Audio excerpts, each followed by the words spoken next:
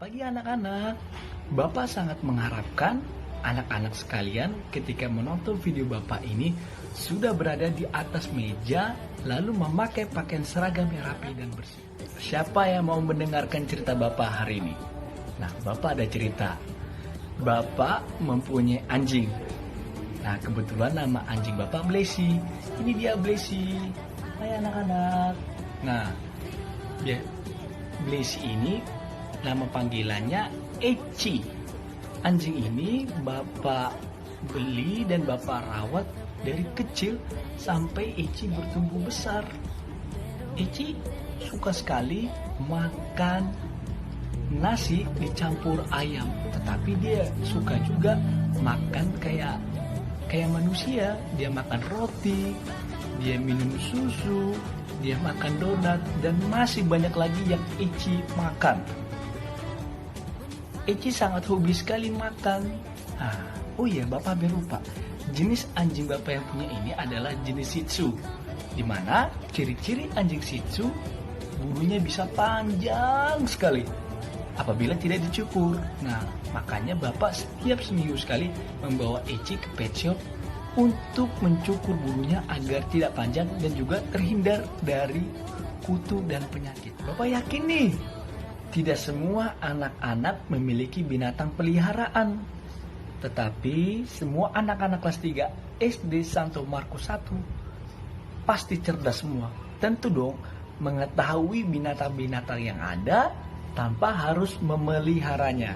Nah, semua binatang yang ada di seluruh dunia ini, mulai dari yang paling kecil seperti semut sampai yang paling besar seperti apa?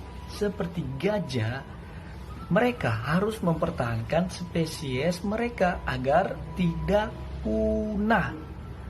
Anak-anak tahu kan bahwa cara berkembang biak semua binatang ini dapat digolongkan menjadi 2. Nah, ini boleh anak-anak catat.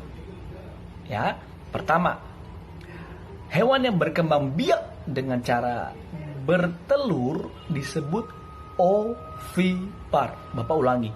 Hewan yang berkembang biak dengan cara bertelur disebut ovipar. Contohnya bisa ayam, bisa burung, buaya, dan sebagainya. Calon anak ayam yang ada di dalam telur, ya, yang belum menetas, memperoleh makanannya di dalam telur tersebut. Ya, ingat, mereka memperoleh makanan mereka yang masih kecil, yang masih ada di dalam telur yang belum menetas, memperoleh makanan di dalam telurnya itu. Oke. Nah, yang kedua, hewan yang berkembang biak dengan cara melahirkan disebut vivipar. Dicatat, hewan yang berkembang biak dengan cara melahirkan disebut vivipar. Contohnya apa? Contohnya seperti anjing yang Bapak punya tadi, dia melahirkan. Lalu apalagi nih?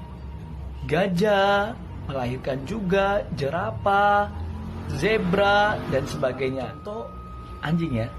Calon anak anjing akan tumbuh di dalam induk betina, di dalam perutnya induk betina itu, dan calon anak anjing ini mendapat atau memperoleh makanannya dari tubuh induknya yang betina. Nah, anak-anak tahu tidak bahwa selama anak anjing ini berada di dalam perut induknya, itu disebut masa kehamilan. Diingat ya anak-anak,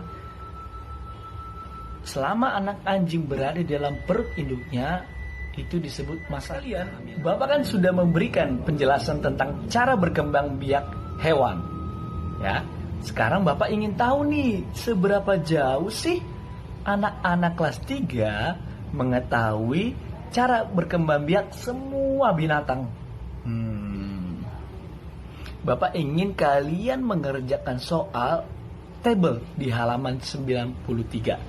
Nanti kalian boleh buka bukunya halaman 93, lalu bisa dikumpulkan lewat classroom masing-masing kelas. Kirimkan ke sana. Ya anak-anak, ingat kan tanggal 17 Agustus yang sudah kita rayakan itu adalah Hari Kemerdekaan Indonesia.